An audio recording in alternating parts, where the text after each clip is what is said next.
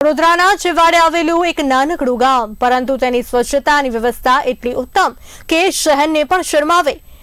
એન્કોડિયા ગામે પોતાની મહેનતથી બતાવી દીધું કે આધુનિક સાધનો વિના પણ સ્વચ્છતા જાળવી શકાય છે.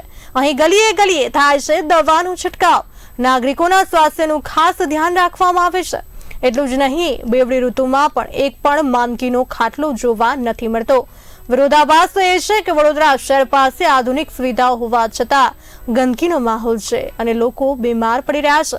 અંકોડિયાના આદર્શ મોડેલથી શહેરના સત્તાધીશો માટે ચોક્કસ શીખ લેવા જેવી વાત છે. નારાયણભાઈ વાળંદ છે, અંકોડિયાનો રહેવાસી છું, ઇન્દિરાનગર 2 માં. ત્યારે પંચાયતથી ટ્રેક્ટરથી દવાનો છંટકાવ થઈ રહ્યો છે.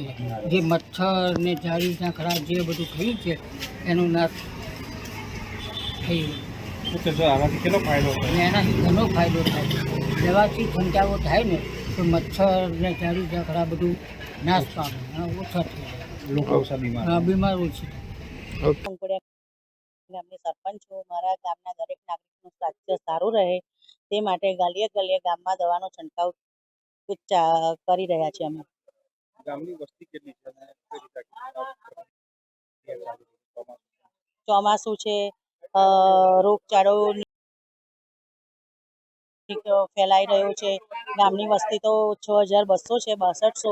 એટલે અમે એવો વિચાર કર્યો કે ગામમાં ગલીએ ગલીએ દવાનો છંટકાવ કરીએ તો ગામના લોકોનું સ્વાસ્થ્ય સારું રહે.